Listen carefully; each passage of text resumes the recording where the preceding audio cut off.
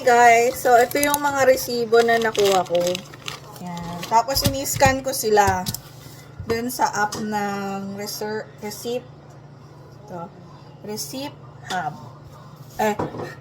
Receipt Hub. Ito. At saka sa Receipt Jar. Yan. So, kada mag-i-scan ako ng mga resibo, so, makakagain ako ng coins. Ayan. Ito yung receipt hug. So, kada mag-scan ako ng receipts, magigain ako ng points. So, yan. Magigain ako ng points. Yan. Ngayon, meron akong 2,697 coins. So, pwede ko siya ipagpalit sa mga gift cards. So, pakita ko sa inyo. Ito. Wait lang. So, yan. Pindutin natin to. Yan. So, pwede ko siyang ipalit. Pag naka 1,000 coins na ako, pwede ko siyang ipalit sa Amazon gift cards, Visa, or PayPal. So, kada 1,000 is $5. Example, yung Amazon. So, kada 1,000 coins, $5. So, meron na akong $10 na Amazon gift card. By scanning lang yung mga resibo na meron ako. Diba? Okay siya, diba? Pero iniipon ko muna yung mga coins ko. Hindi muna ako nagre-redeem. Same lang din sa receipt jar. So, wait lang. Ito yung sa receipt jar. So, yes tayo dyan. Yung receipt jar. Ito. Yan. Same lang sila nung receipt hug. Yan. So, receipt jar. Ayan. Meron na akong 590 points. Pointing system naman. Pero, same thing lang din dun sa receipt hug. Ayan. Tapos, pwede mo siya ulit ipalit ng mga gift cards ulit. So, yan. Iipon ko lang yan. Diba? So, lahat ng resibo na natatanggap ko or nakukuha ko, kaya na nag-grocery kami, o kaya doon sa ginagawa kong Instacart. Diba? Kasi, pwede ko i-keep yung mga resibo para meron din akong copy nun. Diba? So, in-scan ko sila. So, nadagdag yung points ko. So, hindi naman sayang. So, try nyo i-download tong mga app na to. So, pakita ko ulit sa inyo. Ito. Receipt Jar at saka Receipt Hug. Sa Canada yan. Pwede yan. Hindi ko lang sure kung sa Pilipinas may mga ganito. Pero sana mayroon para worth it naman yung mga resibo. Makakakuha kayo ng mga gift card para sa Shopee, di ba? Or kung ano may mga online stores, diba? Para hindi sayang. So, guys, ito yung mga resibo ko. Yan, madami. Tapos yung points, depende rin kung gaano kalaki yung amount nung nasa receipt. Diba? Iba-iba naman yung prices. Kunyari ito, $38, $32. So, mas malaki yung amount ng receipt, mas maraming points. Kagaya nitong 184, mas maraming points yan. So, ang gagawin ko lang sa kanila, nilay down ko lang sila flat. Tapos, i-scan ko lang sila doon sa app. So, gagamitin ko yung receipt jar. Yan. So, scan ko lang siya. Pindutin ko lang yung camera. Ayun. Camera. And then, lalabas na yan. Yan. So, i-scan ko lang siya. Pwede yung buong resibo na niya.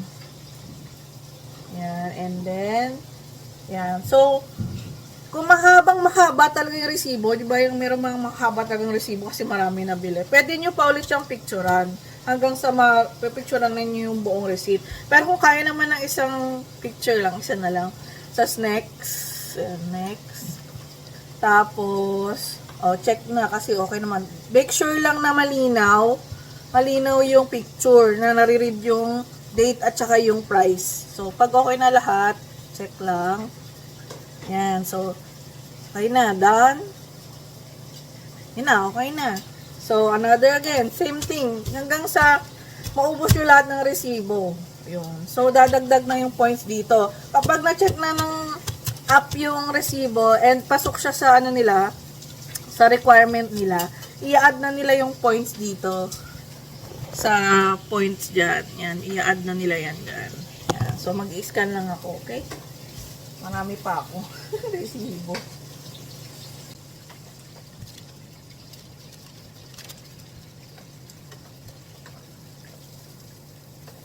Yan guys, tapos ko na i-scan yung mga resibo at kanina 590 points yan. Ngayon naka 665 points na ako.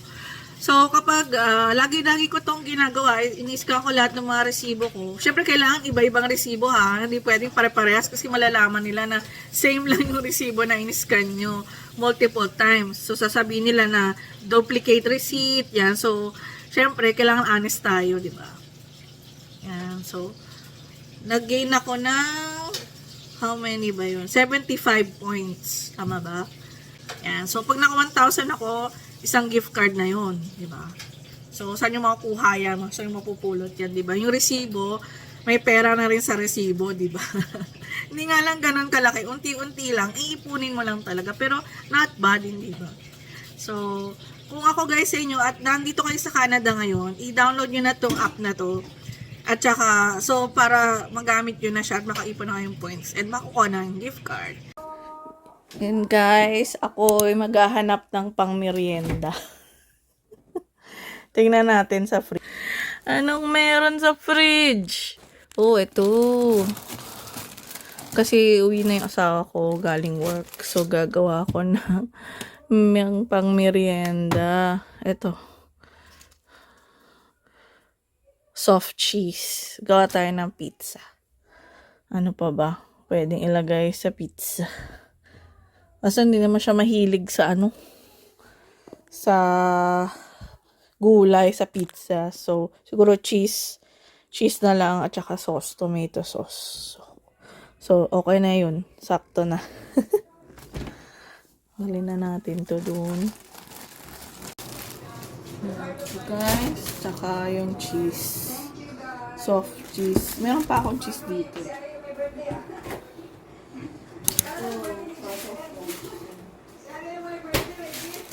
Frozen na cheese. Isang block to ng cheese eh. Tapos inano ko na, in-rate ko na para madali i-sprinkle ko na lang. At saka tomato sauce.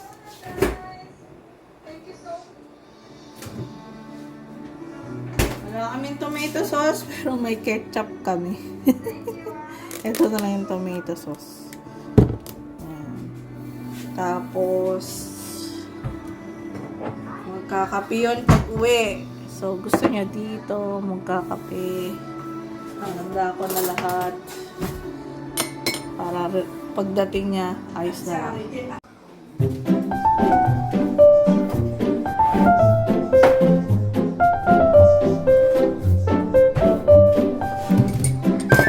Handa na natin ang kape.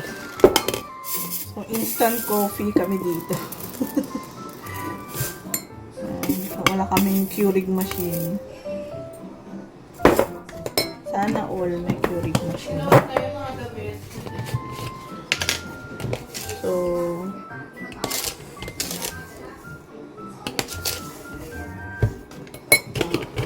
coffee mate. Coffee mate.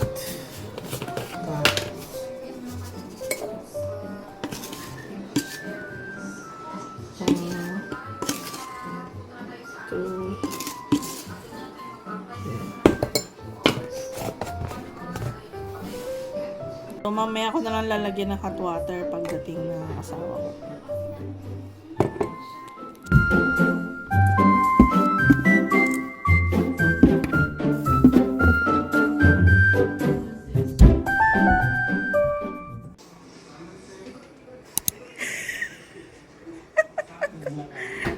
Hello! Hello! Wow, ang daming... Ay, binili mo na? Nag-camping ako. Wow, taray. Magkano na lang yan? 29. 29 na lang, pero magkano original? 41. 41, so, konti na lang, 50% na. Wow naman. Tingin nga, naughty ka. Tingin. Tingin lang eh.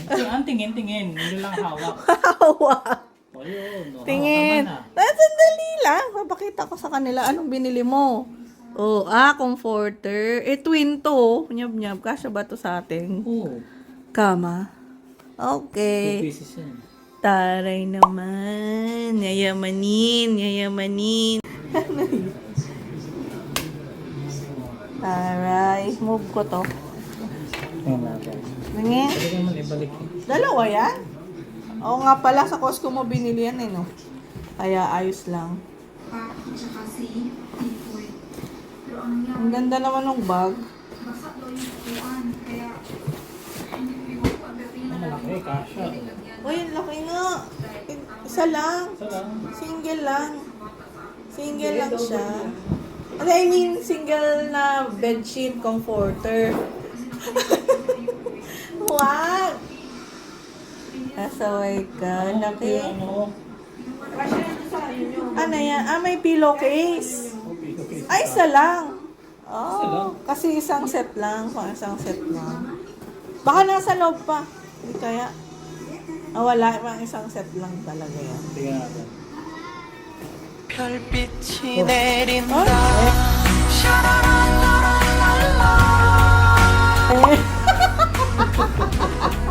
Ano ba yan? Gano'n. Heart daw. Wala, isa lang yan. Okay Malamig na na. kasi, ganun lang ito. O, tupiin mo na ulit. Gawa na tayo ng pizza. Pizza wrap. Ugas lang ako ng sama.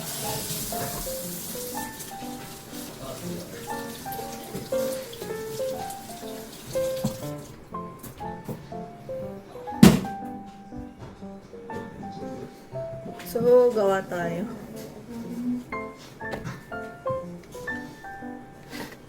Pero ano lang siya, itong tortilla. Tortilla nga ba? Tortilla. Sana okay pa to. Yan. Pwede itong pizza kasi, di ba? Tapos, lagyan natin ng ketchup. Kung wala kayong tomato sauce ketchup, pwede. Spread lang. Spread. Tapos, yan. Sana masarap.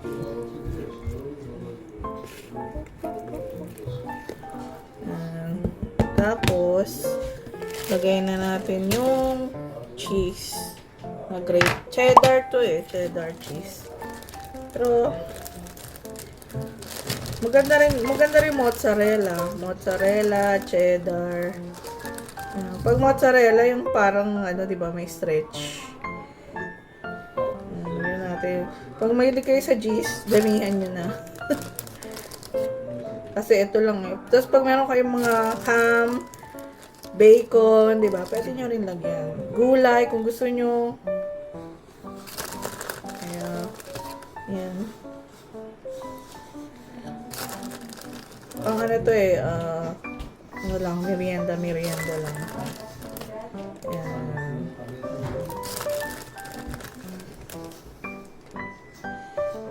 Tapos, lagyan natin ng soft cheese.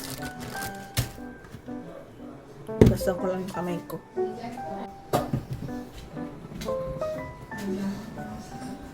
Tapos, lagyan natin to. Nakuha namin na cheese. Sa natin yan. Dalawa. Kaya nakalagay sa ano, 2 pieces eh. Lagyan natin ito. 2 pieces. Ano itong 2 pieces ah? Hahatiin ko pa ba? Baka dalawa. Hindi na siguro. Lagyan natin yan. 2 pieces niya. 2, Isang kilo kasi Three. saka isang 4, ganun. 5. 2 pieces niya. Akala ko 2 pieces malaking blanket. 2 piece. 2 piece. Ano?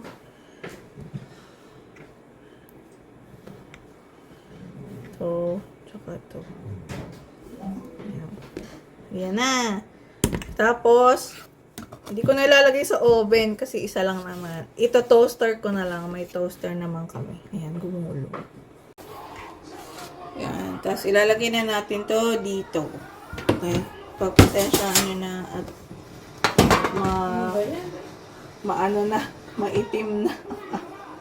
Aming toaster. Wait lang. Sana kasya. Parang hindi yata kasya to. Ay! Ay.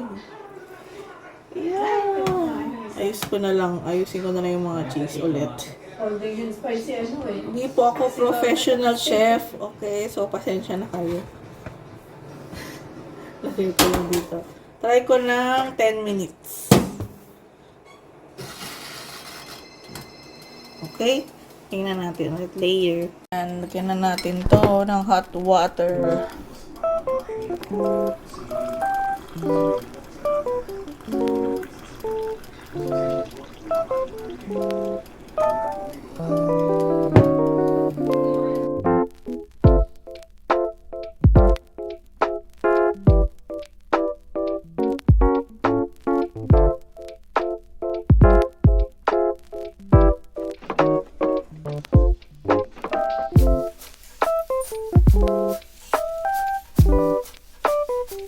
Natin. Wow. Konti pa. Kailangan mag-melt yung soft cheese. Tapos na siya. Nag-melt kaya yung cheese. Ay, nag-melt na. Ayun. Kuha lang ko ng basahan. Tin natin tong Hindi niya alam na towel.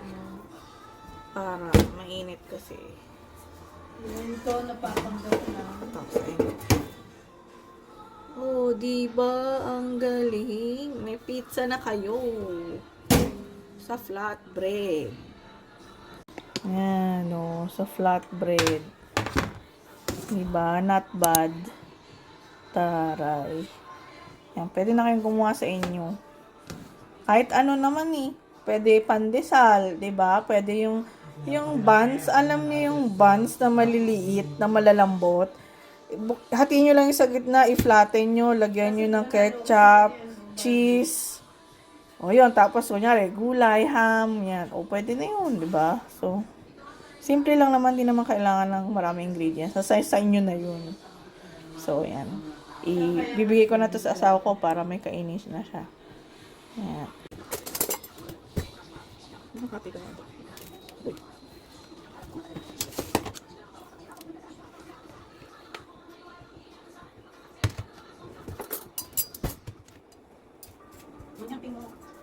Kung okay ba. Mainit. Iba na ang takbo ng mga buhay. Ay, ang init niyan. Para dito may papakita. Kailangan mo ng separate na lasa naman pizza. Lalaki cheese.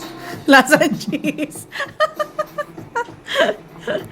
Si Menboy, napakatilitan. Idol na idol ko yun. Hindi niya ma... Ay! Ay! Siya rin pala.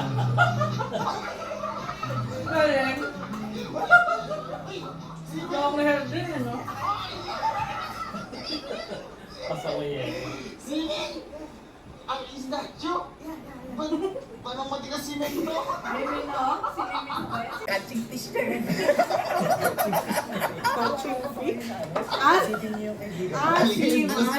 Nizo is famous. Kaya ngayon, hindi yan?